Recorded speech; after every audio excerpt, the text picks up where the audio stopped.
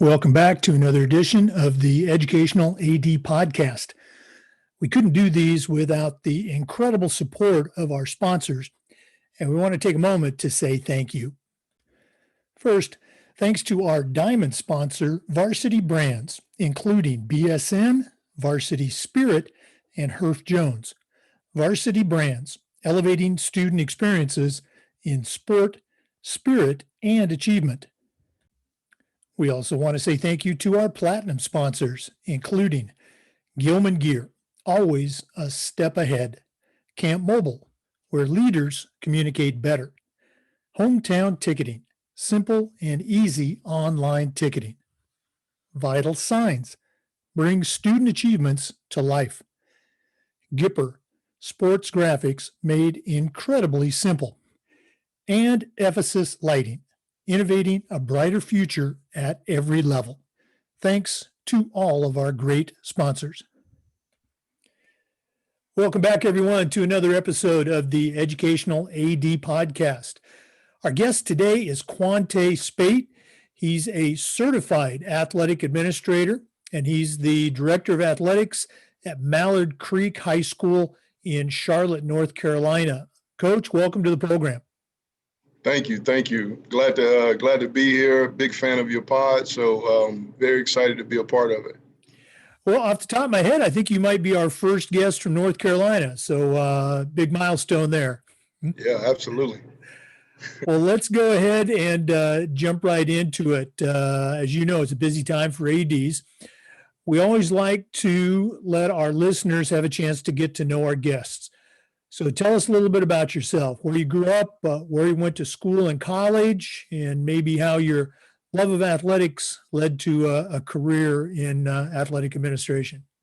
Okay, all right.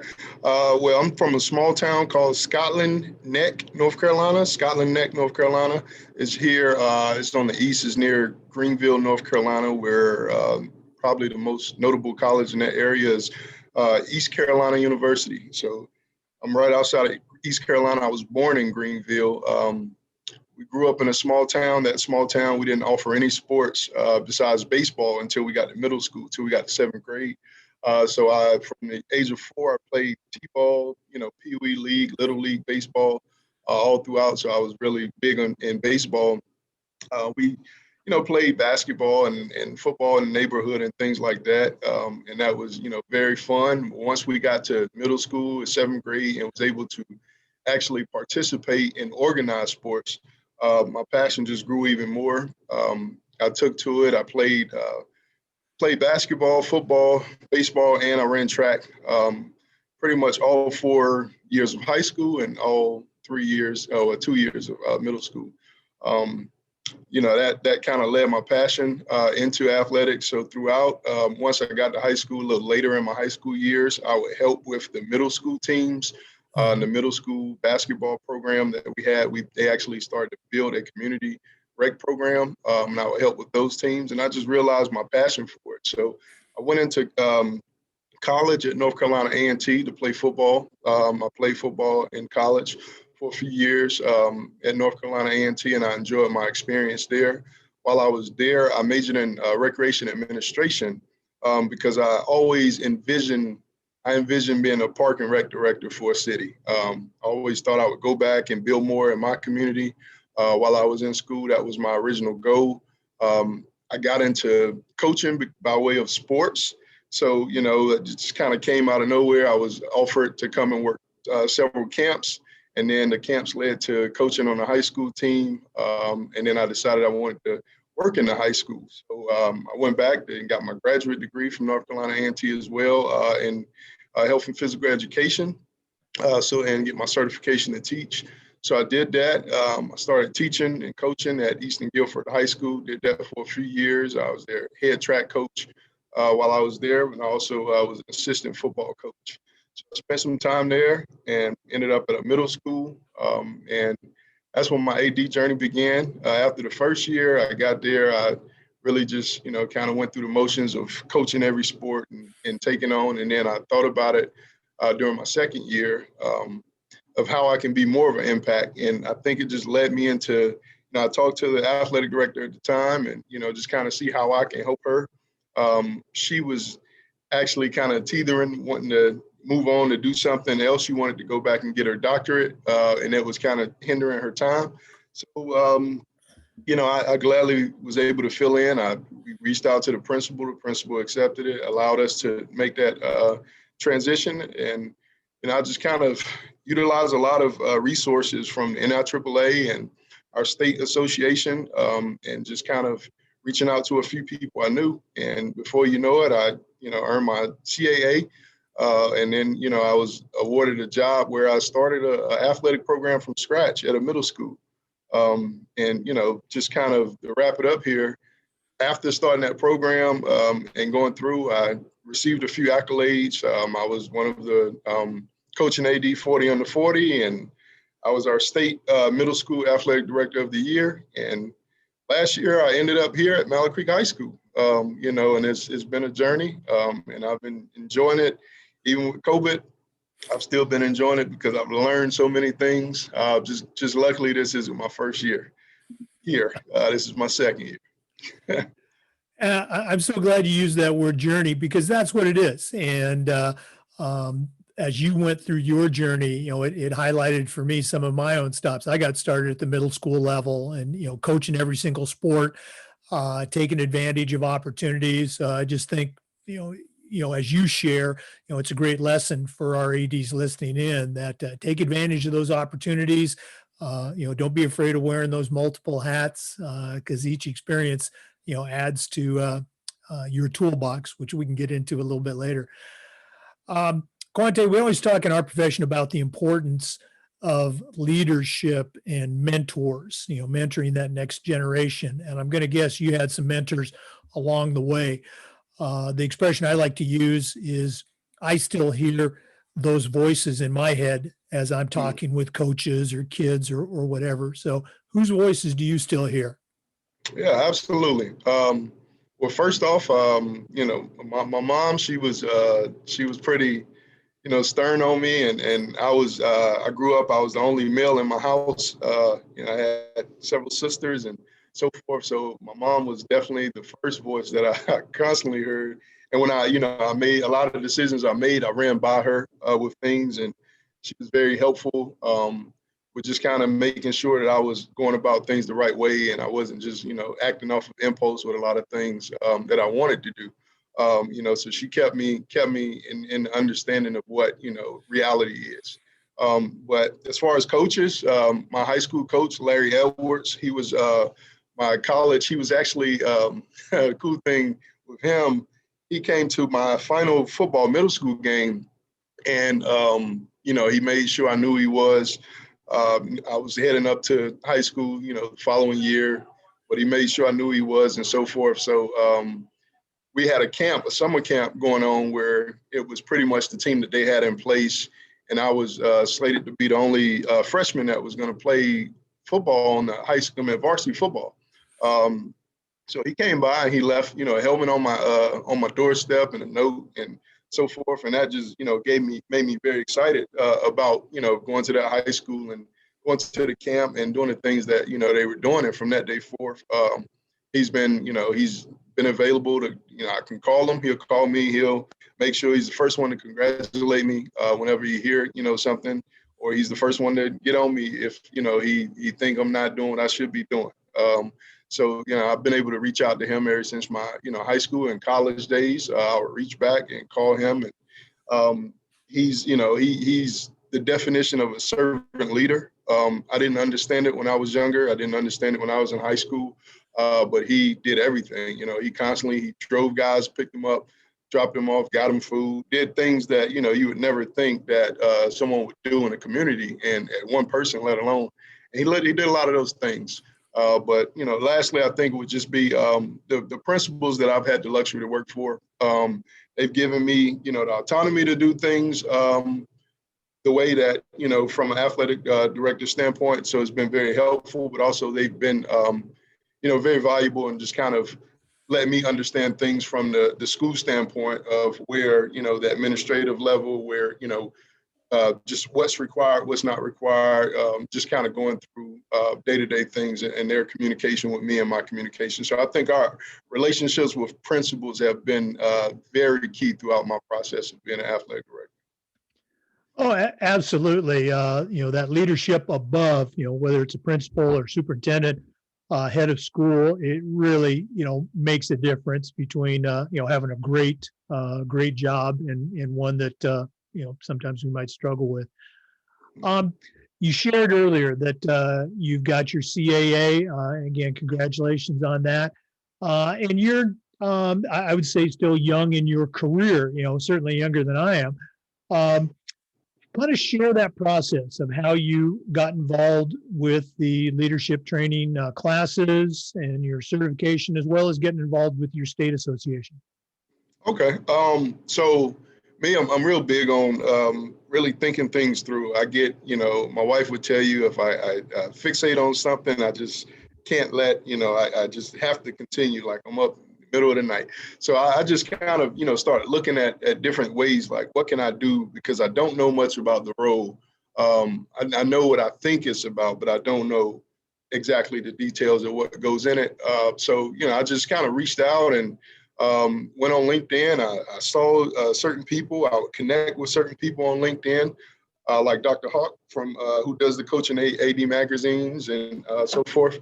I would reach out to guys like that and just kind of, ask questions. I read the articles. I start reading a bunch of articles and doing those things. And I'm like looking at, okay, who's creating these, publishing these articles, or who's writing these? Who are these people? And then I'll just kind of reach out to certain people to get those connections. And then, it was like everything was leading to getting the certification. So I was like, okay, what steps I need to take to get the certification? So, I would go by and just make sure that everything that I was doing was getting me so that I can lead whatever program I was in. I wanted to make sure I was leading it, not just, with my passion, but also knowing exactly what I was doing. So I spent a lot of time. I've had like the NIAAA guidebook that I purchased. I think I purchased it from Amazon, and that really took me to the point where I was like, all right, I have to get my CAA. So, took those classes, connected with Bob Hill here in our state. He's an athletic director who works with our state association and works with teaching those courses. And I got it done, and I'm shooting for my CMAA next. So, I'm just excited to keep moving forward in the field. I'm actually I'm currently wrapping up enrolled in Ohio University.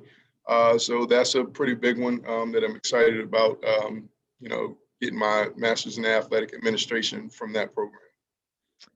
One of our assistant ADs in my school is in that program. So again, congratulations on that. And, great job pursuing that CMAA as a member of certification. Who knows, I may get tabbed to work with you on that down the road. Yes, sir. Thank you. In the NIAAA, we talk about this idea of best practices, and it's something that this podcast is, I think, helped spread best practices from around the country.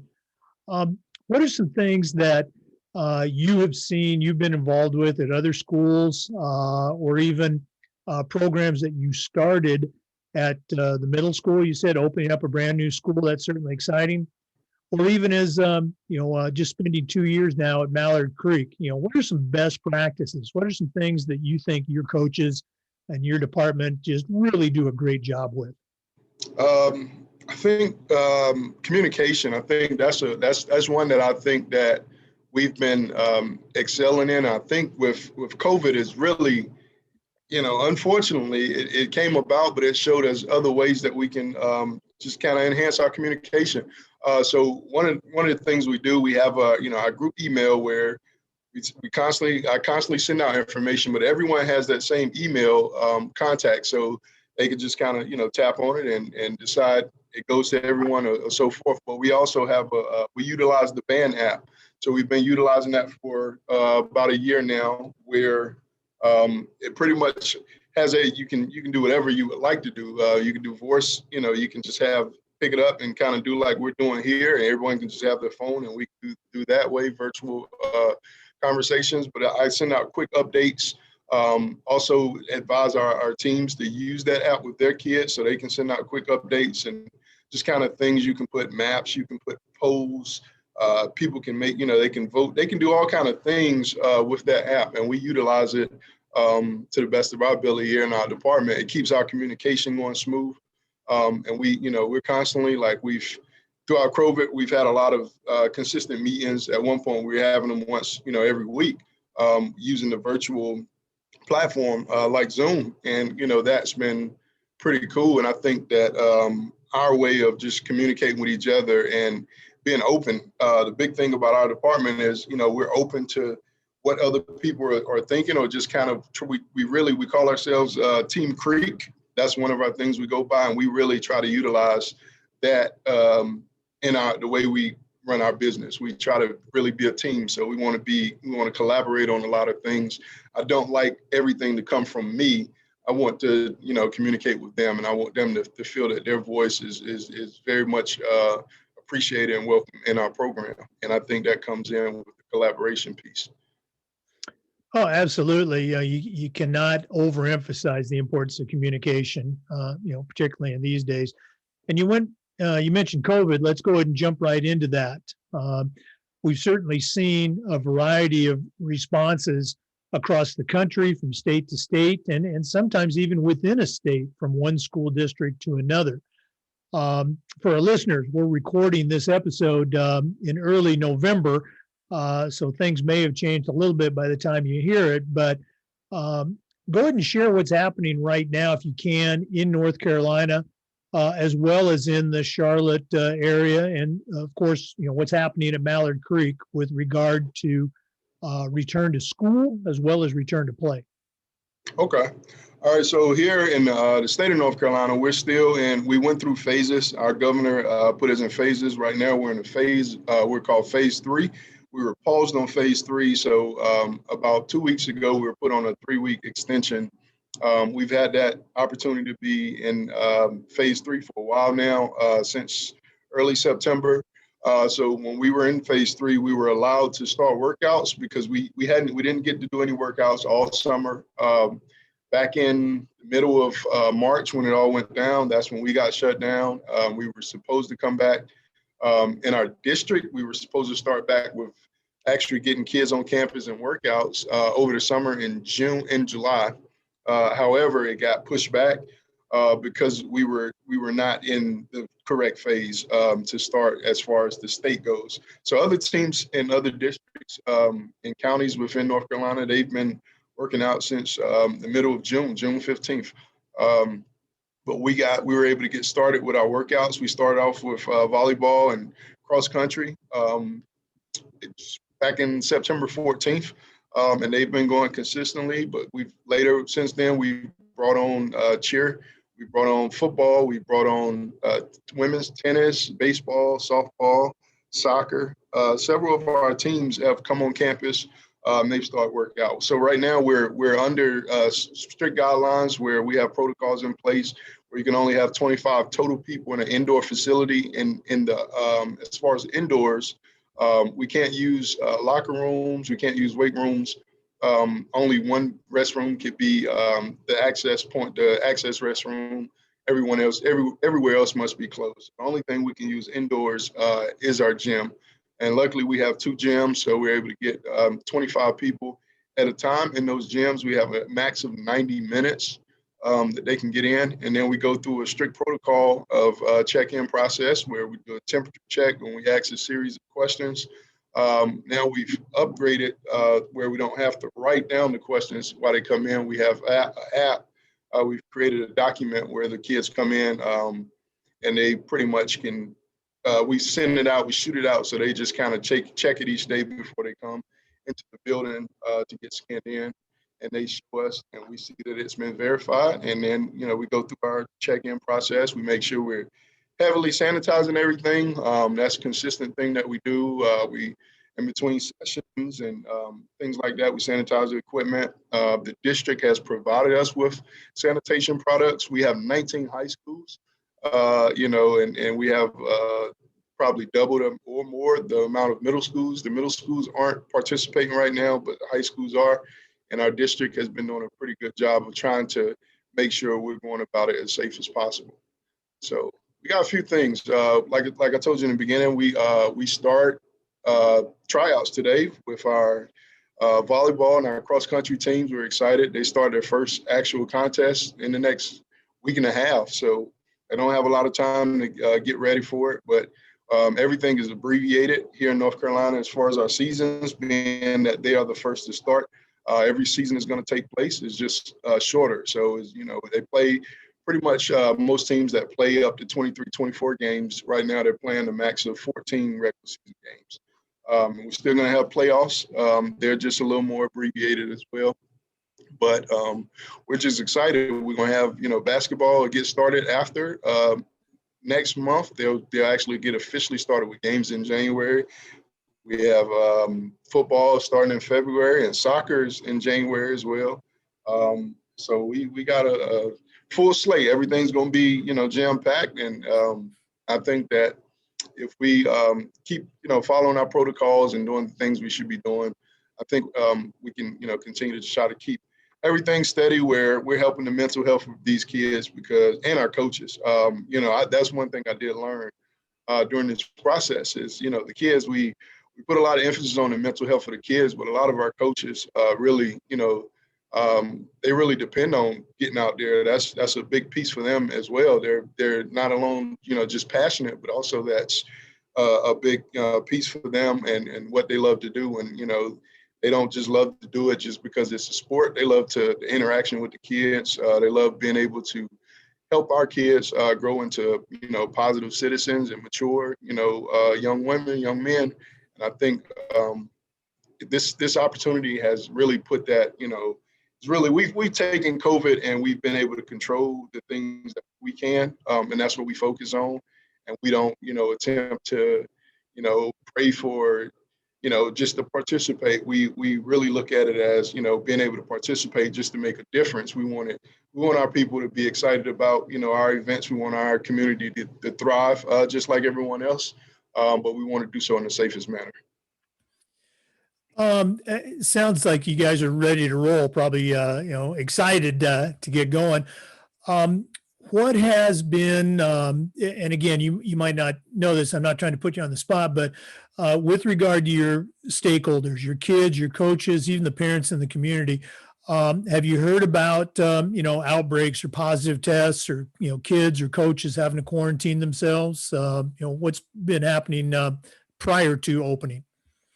Yeah, so we have, we do a great job of having communication from our district of anything, they put out basically weekly reports where we see if there have been outbreaks. We'll get numbers of, what's going on, identified in the schools and so forth. So information has been coming out and coming to us. Athletic wise, we've been pretty solid. Like we had a scare the first week when we got back with our volleyball program. However, we realized we went through the proper protocols. That family, luckily, they were very being very responsible about the situation. So they realized that they had a kid who had participated a week prior with the club volleyball tryouts and so forth, and they found out. They found out that one of the kids had was tested positive, and they informed us that, they were around someone that had been tested positive, that they just realized they were just informed. And they followed the proper protocols. They actually went and their whole family actually went and got tested, came back negative. They stayed home. They did quarantine. We communicated that with the kids that were in the pods with that student. And then we, just kind of made sure everyone was aware. So we try to be consistent with pushing out information. We've not had any positive cases.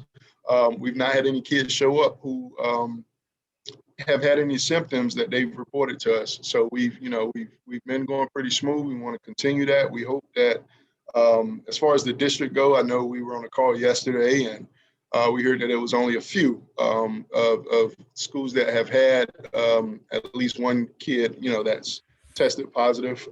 But we're trying to trace exactly where was it from. Was it from, outside leagues? Because we have a bunch of different outside leagues going on right now.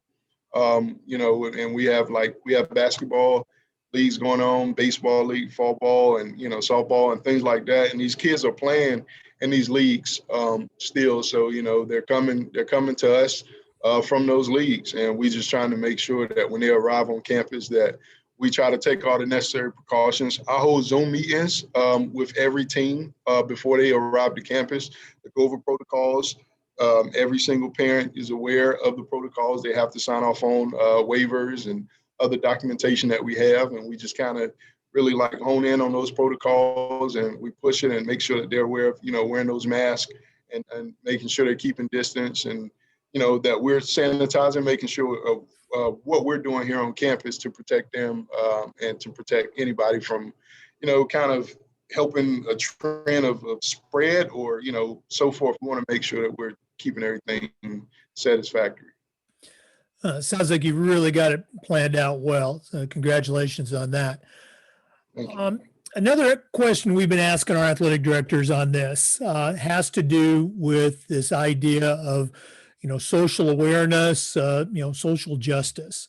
And my question is this, what are some things that we can do as athletic administrators? What are some things that we can do better with regard to our students, our parents, our communities, in this area?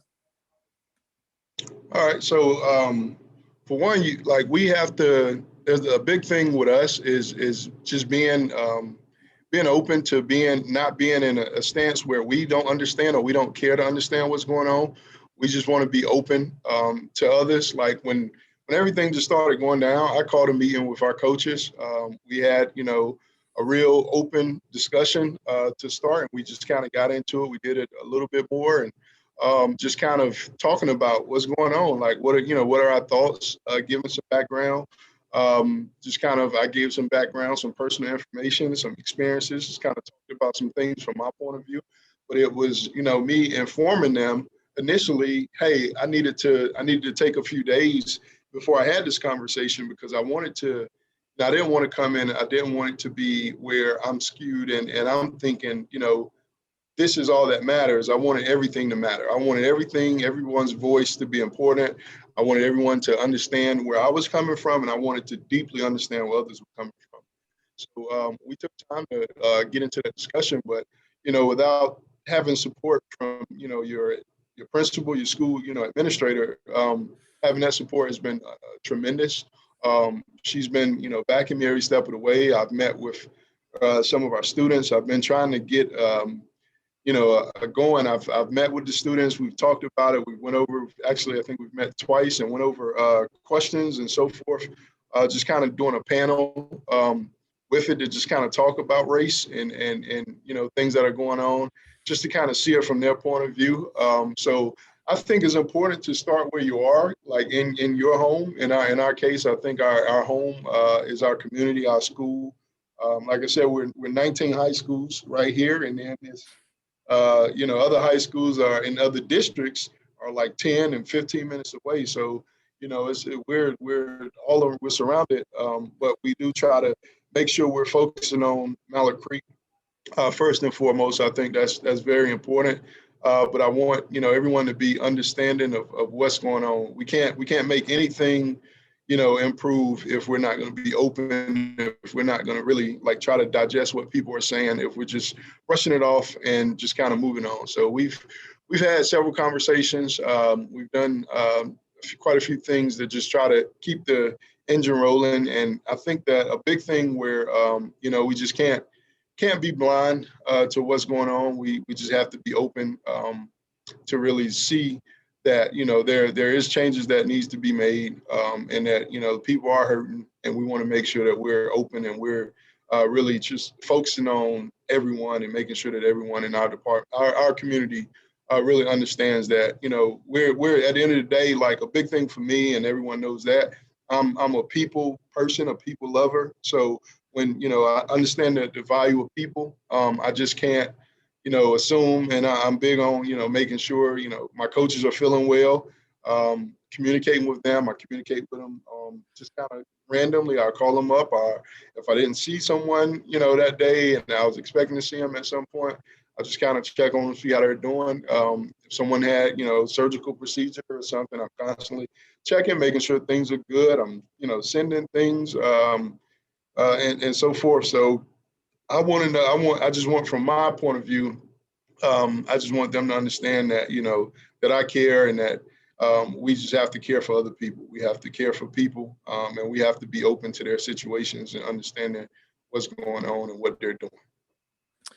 Well, I really appreciate you sharing all that. And again, just as you're talking, this theme of, communication and making it personal just really comes through. So, really cool. I'd love to visit your campus sometime. Well, Quante, it's been great listening to you, but this has just flown by, but we're not done yet. We always like to close with what we call the new athletic director's toolbox. Now, you're an experienced AD. But right now, I'm going to challenge you to send out a brand new athletic director on their very first job. But I'm only going to let you put 3 items in their toolbox. What 3 things are going to go in Quante Speight's athletic director toolbox? Ooh.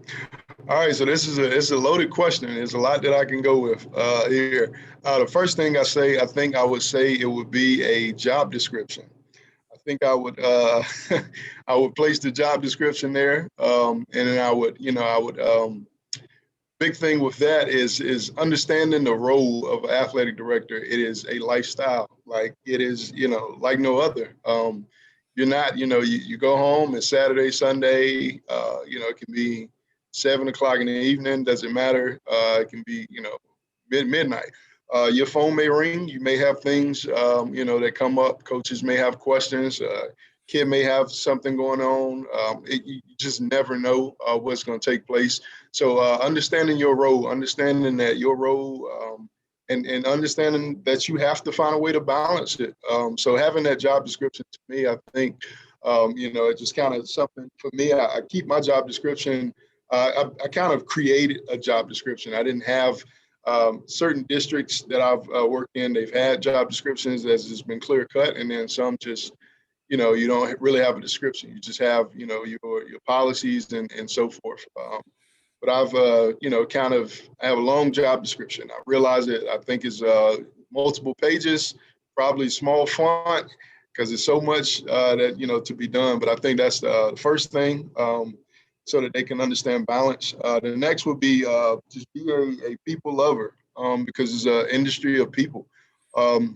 So if you go in and you understand this, and you can always change.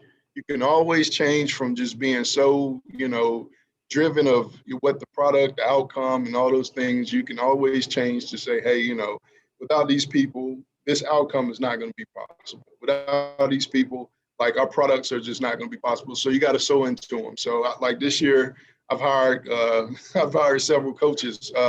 We've been open. This is our 14th year in existence. We had our same high school football coach for all those years. This year was the first year I had to hire a football coach. So we hired a brand new football staff. We went through that process. I've hired swim. I've hired baseball and volleyball and so forth. Like we've had a lot of turnover during this COVID period, and we've really adjusted to it. So I think just kind of me being able to understand what our program needs, that's because of me being, a people lover, like understanding what our people, do, what our kids are doing, what they like, bringing in people who can really get through to them and not just, understanding that, this is a sport. I can teach this sport. Because at the end of the day, you have to teach the people. You're not teaching the people, the sport is just going to be there. You're going to be upset, and you're going to just kind of live a certain way. The third thing I would just say, be a servant leader. Serve your community from the every aspect. You cannot just be the leader of the athletic department. Like I came in and I lead an athletic department. I have about 30 teams. Under my watch and other programs outside of athletics. But I think that if I didn't serve in the community or different things around school, I think I wouldn't get support. I wouldn't get, just kind of people would just look at me and just think that I'm all about, me. I'm not all about the school. And at the end of the day, understanding that, it's all of our stakeholders and, everyone in our community, they play a part in what Mallard Creek does. And I want them to understand that. So I'm attending, I've been to dances this past year. I've done it my whole career, to be honest. Dances, all kind of performances, theater performances, band concerts, just anything you can think of. Fall festivals to our neighboring elementary schools, constantly going over to our middle schools for their events, their dances, their games, and things like that. So, I make myself known and seen in the community, but it's more about just kind of being an impact. So anywhere I can help, I just try to ease it along, just impact it as much as I can, however little that is. You could just never say that I didn't attempt to put forth effort. Well, that's some really great stuff. We recorded about, I think, almost 90 of these so far, and you actually tossed in a couple of unique ideas there. So congratulations on that. It's all good stuff, and I wish they could all go in those toolboxes for when we started out. Quante, it's been great listening to you. If our listeners wanted to get in touch, what's the easiest way that they can get a hold of you? They can email me. My personal email is q.speight@yahoo.com, q.speight@yahoo.com. My other emails, quantet.speight. So that's Quante, my middle initial T, and then period at Speight, and it's quantet.speight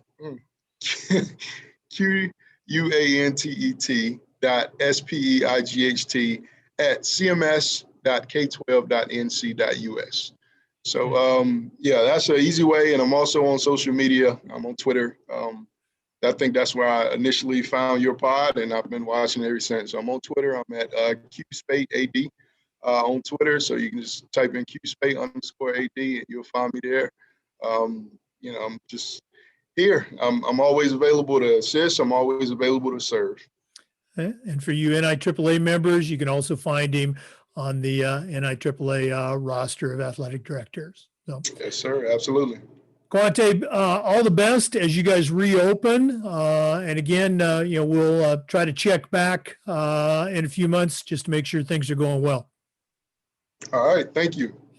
To our listeners, I appreciate go ahead. I appreciate it. Thank you for having me. Like I said, I've hopped on your pods and I really enjoy them. It's just a thing I do. I go home and, it's like I be here at work, but I go home and I still pop it in. And your pod is one of the first I always put in my ear. And sometimes I'm mowing my lawn and I'm listening to them. And sometimes I'm just sit back and, and it's always enjoyable to hear from other ADs. So you're doing a great thing. So I appreciate being a part of it. Oh, gosh, thank you so much. We're certainly having a lot of fun. And again, we're just trying to share those best practices. You certainly added to the toolbox today. Thank you. To our listeners, thanks as always for tuning in. Remember, the Zoom recording of this podcast is available on the Educational Athletic Director FIAAA YouTube channel.